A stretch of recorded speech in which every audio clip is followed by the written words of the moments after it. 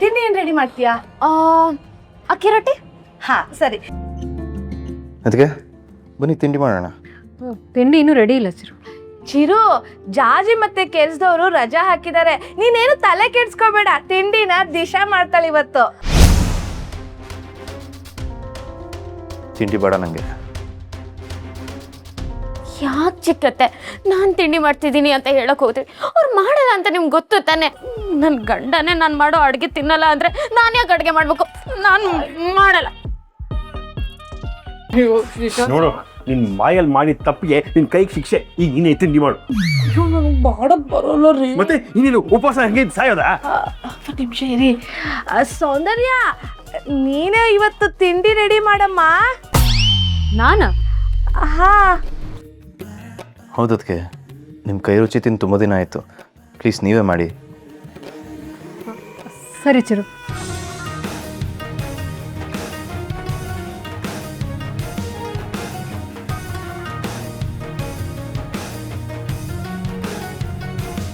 ನೀನು ಹೇಳ್ತಾ ಇದ್ದೆ ಆದಮೇಲೆ ನಿನಗೋಸ್ಕರ ಮಾಡ್ತೀನಿ. ನಿಂಗೇನು ಇಷ್ಟ ಹೇಳು, ಮಾಡಿಕೊಡ್ತೀನಿ. ಅಕ್ಕಿ ರೊಟ್ಟಿ ಅಂತ ಡಿಸೈಡ್ ಆಗಿದೆ. ಅದನ್ನೇ ಮಾಡಿ ಅದಕ್ಕೆ ಪ್ಲೀಸ್. ಸರಿ.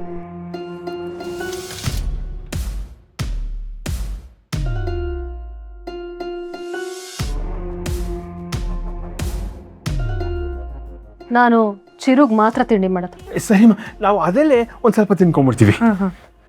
ಅಕ್ಕಿ ಹಿಟ್ಟಲ್ಲಿದೆ ಆ ಡಬ್ಬದಲ್ಲಿ. ಅದಾ? ಹಾ ಹಾ.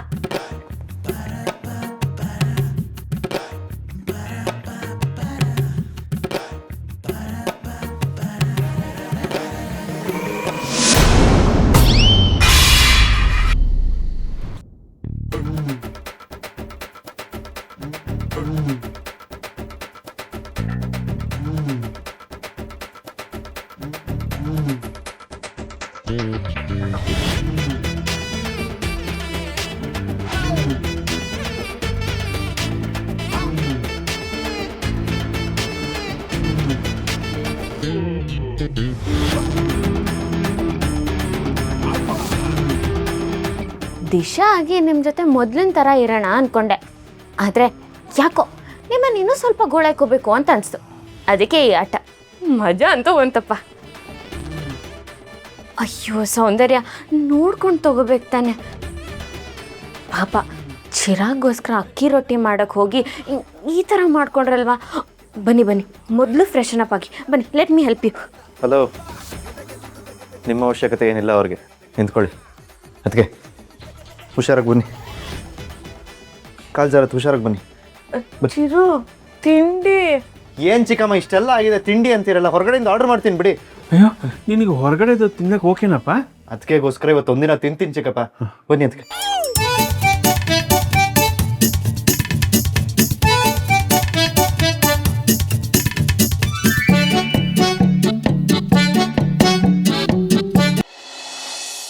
ಅಣ್ಣ ಈಗ ಹೇಗಿದ್ದಾನೆ? ಈಗ ಪರವಾಗಿಲ್ಲ, ಮನೆಗೆ ಕರ್ಕೊಂಬಂದಿದ್ದೀವಿ, ರೆಸ್ಟ್ ಮಾಡ್ತಾ ಇದ್ದಾನೆ.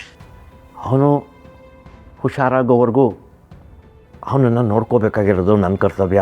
ಅದಕ್ಕೆ ನನಗೆ ಸಿಕ್ಕಿರೋ ಪ್ರಮೋಷನ್ನ ನಾನೇ ಕ್ಯಾನ್ಸಲ್ ಮಾಡ್ಕೋತಾ ಇದ್ದೀನಿ. ಏನು ಹೇಳ್ತಿದ್ಯಾ ಪೊಲೀಸಪ್ಪ? ನೋಡು, ಅಣ್ಣನ ನೋಡ್ಕೊಳ್ಳೋಕ್ಕೆ ನಾನೇ ಬರ್ತೀನಿ, ಆದರೆ ನಿಂಗೆ ಸಿಕ್ಕಿರೋ ಪ್ರಮೋಷನ್ ಮಾತ್ರ ಬಿಟ್ಕೊಡ್ಬೇಡ. ಬೇಡಮ್ಮ, ನೀನೀಗ ದೀಪ ಅಲ್ಲ ದಿಶಾ. ಮೊದಲು ಅಲ್ಲಿನ ಸಮಸ್ಯೆನ ಬಗೆಹರಿಸ್ಕೋ. ನನಗೆ ನರಸಿಂಹನಿಗಿಂತ ಪ್ರಮೋಷನ್ನು ದೊಡ್ಡದಲ್ಲ. ಈಗ ಅವನ್ನ ಇಲ್ಲಿ ಬಿಟ್ಟು ನಾನು ಬೇರೆ ಊರಿಗೆಲ್ಲ ಹೋಗೋಕ್ಕಾಗಲ್ಲಮ್ಮ. ಇನ್ನೇನು ಸ್ವಲ್ಪ ವರ್ಷದಲ್ಲಿ ರಿಟೈರ್ಡ್ ಆಗ್ತಾ ಇದ್ದೀನಿ. ಈ ಪ್ರಮೋಷನ್ ತೊಗೊಂಡ್ರೇನು ಬಿಟ್ರೇನು? ನೀನು ಕಷ್ಟಪಟ್ಟು ಹೊಲಿದು ಕಲಿಸಿದ ಯೂನಿಫಾರ್ಮ್ ಅಲ್ವಾ, ಒಂದು ಸಲ ಹಾಕೊಳ್ಳೋಣ ಅನ್ನಿಸ್ತು.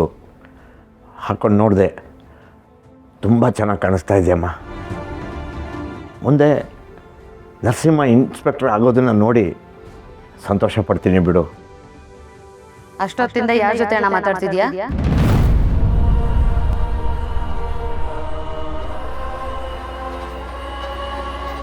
ಅದು ದಿಶಾ ಜೊತೆ. ನೀನೇನು ಅವಳ ಜೊತೆ ಇಷ್ಟೊಂದು ಆತ್ಮೀಯವಾಗಿ ಮಾತಾಡ್ತಿದ್ಯಲ್ಲ? ಅವಳು ನನ್ನನ್ನು ಬಾಯಿ ತುಂಬ ಅಪ್ಪ ಅಂತ ಕರೀತಾಳಲ್ಲ, ಅದಕ್ಕೆ. ಅವಳು ನನ್ನನ್ನು ಬಾಯಿ ತುಂಬ ಅಮ್ಮ ಅಂತ ಕರೀತಾಳೆ. ನೀವಿಬ್ಬರು ಮಾತಾಡೋದನ್ನ ಕೇಳಿಸ್ಕೊಳ್ತಿದ್ರೆ ಅವಳಿಗೆ ನೀವಿಬ್ಬರೇ ಸ್ವಂತ ಅಪ್ಪ ಅಮ್ಮನ ಥರ ಆಡ್ತಿದ್ದೀರಾ.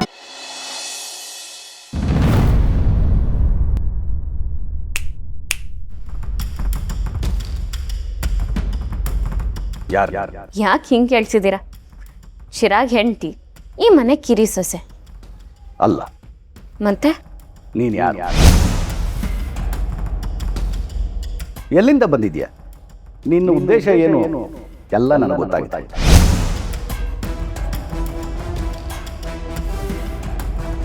ನೋಡಿದ್ಯಾ, ನನ್ನ ಮಾತು ಕೇಳಿದ ತಕ್ಷಣ ನಿನಗೆಷ್ಟು ಶಾಕ್ ಆಯಿತು. ಅದೇ ಥರ ನಿನ್ನ ಬಗ್ಗೆ ಯೋಚನೆ ಮಾಡ್ತಿದ್ರೆ ಪ್ರತಿದಿನ ನನಗೂ ಶಾಕ್ ಆಗ್ತಿದೆ. ಕಾರಣ? ನೀನು ಯಾರು, ಎಲ್ಲಿಂದ ಬಂದಿದ್ಯಾ, ನಿನ್ನ ಬ್ಯಾಕ್ಗ್ರೌಂಡ್ ಏನು ಅಂತ ತಿಳ್ಕೊಬೇಕಂತ ತುಂಬ ಪ್ರಯತ್ನ ಮಾಡ್ತಾ ಇದ್ದೀನಿ. ಅದಕ್ಕೆ ಈಗ ಬಂದು ನನ್ನ ಡೈರೆಕ್ಟಾಗಿ ಕೇಳ್ತಿದ್ದೀರಾ? ಹೌದು. ತಪ್ಪೇನಿಲ್ಲ ಬಿಡಿ, ಆದರೆ ನಿಮಗೆ ನನ್ನ ಮೇಲೆ ಡೌಟ್ ಬಂದಾಗನೇ ಈ ಪ್ರಶ್ನೆ ಕೇಳ್ಬೋದಿತ್ತಲ್ಲ. ಎಲ್ಲದಕ್ಕೂ ಕಾಲ ಕೂಡ ಬರಬೇಕಲ್ಲ. ಕರೆಕ್ಟ್, ಬಟ್ ಕೆಲವು ಸಲ ಟೈಮ್ನ ನಾವೇ ಕ್ರಿಯೇಟ್ ಮಾಡಬೇಕಾಗತ್ತೆ. ಈಗ ಬೇಡದೇ ಇರೋ ವಿಷಯ ಮಾತಾಡೋದಕ್ಕಿಂತ ನನ್ನ ಪ್ರಶ್ನೆಗೆ ನೇರವಾಗಿ ಉತ್ತರ ಕೊಟ್ಟರೆ ನಿನಗೂ ಒಳ್ಳೆಯದು, ನನಗೂ ಒಳ್ಳೆಯದು, ಇಬ್ಬರು ಟೈಮ್ ಉಳಿಯುತ್ತೆ. ನಾನು ಓದಿದ್ದು ಡೆಲ್ಲಿಯಲ್ಲಿ ಆ್ಯಂಡ್ ಅಬ್ರಾಡ್. ನನ್ನ ಪೇರೆಂಟ್ಸ್ ಇವಾಗ ಅಬ್ರಾಡಲ್ಲೇ ಸೆಟಲ್ ಆಗಿದ್ದಾರೆ. ಇದು ನಾನು ಮುಂಚೆನೇ ಹೇಳಿದ್ದೀನಿ. ಇದನ್ನೆಲ್ಲ ಬಿಟ್ಟು ನನ್ನ ಫ್ಯಾಮ್ಲಿನ ಬಿಟ್ಟು ನಾನು ಲೈಫಲ್ಲಿ ಇಷ್ಟಪಟ್ಟಿದ್ದೆ ಚಿರಾಗ್ ಅವ್ರನ್ನ. ಅದಕ್ಕೆ ಅವ್ರನ್ನ ಮದುವೆ ಆದೆ.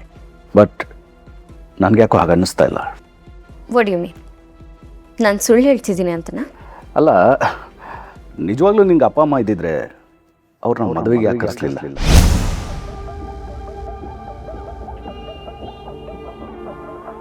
ಅವರೇನು ವಿಡಿಯೋ ಕಾಲಲ್ಲಿ ಮದುವೆ ಆಗ್ಬೇಕಾದ್ರೆ ಮಂತ್ರಾಕ್ಷತೆ ಆಗ್ತಾಯಿದ್ರಾ? ಅಲ್ಲ, ಇದ್ರ ಬಗ್ಗೆ ಸುಮಾರು ಸಲ ಹೇಳಿದ್ದೆ. ನನ್ನ ಚಿರಾಗ್ ಮದುವೆ ಸಡನ್ನಾಗಿ ಫಿಕ್ಸ್ ಆಗಿದ್ದು. ನಮ್ಮ ಪೇರೆಂಟ್ಸ್ ಫಾರಿನಲ್ಲಿರೋದ್ರಿಂದ ಬರೋಕ್ಕಾಗಲಿಲ್ಲ. ಅದನ್ನು ಯಾಕೆ ಪದೇ ಪದೇ ಪ್ರಶ್ನೆ ಮಾಡ್ತಿದ್ದೀರಾ? ಡೌಟ್ ಕ್ಲಿಯರ್ ಆಗಬೇಕಲ್ಲ, ಅದಕ್ಕೆ. ಅಂದರೆ ಏನು ನಿಮ್ಮ ಮಾತಿನ ಅರ್ಥ? ನಂಗೆ ಅಪ್ಪ ಅಮ್ಮ ಇಲ್ಲ, ನಾನು ಸುಳ್ಳು ಹೇಳ್ತಿದ್ದೀನಿ ಅಂತನಾ? ವಾಯ್ಸ್ ಯಾಕೆ ರೈಸ್ ಮಾಡ್ಕೊಳ್ತಾ ಇದೆಯಾ? ನಿನ್ನ ಬ್ಯಾಕ್ಗ್ರೌಂಡ್ ತಿಳ್ಕೊಬೇಕು ಅಷ್ಟೇ. ತಿಳ್ಕೊಬೇಕಾಗಿರೋರೇ ತಿಳ್ಕೊತಿಲ್ಲ ಅಂಥದ್ರಲ್ಲಿ ನೀವು ತಿಳ್ಕೊಂಡು ಏನು ಮಾಡ್ತೀರಾ? ಸುಮ್ಮನೆ ಮೂಡೆಲ್ಲ ಅಪ್ಸೆಟ್ ಮಾಡಿಬಿಡಿ. ಛೇ,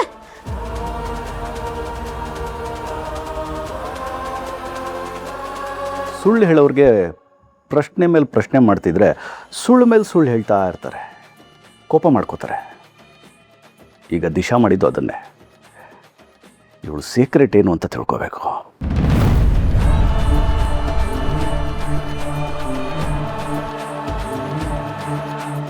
ನಾನು ನಿಜವಾಗ್ಲೂ ದಿಶಾ ಅಲ್ಲ ಅಂತ ಅವ್ರಿಗೆ ನನ್ನ ಮೇಲೆ ಡೌಟ್ ಬಂದಿದೆ ಅನಿಸುತ್ತೆ. ಅದಕ್ಕೆ ಇಷ್ಟೊಂದೆಲ್ಲ ಪ್ರಶ್ನೆ ಕೇಳ್ತಿದ್ದಾರೆ. ಇನ್ಮೇಲಿಂದ ಇವ್ರ ಜೊತೆ ಹುಷಾರಾಗೇ ಇರಬೇಕು.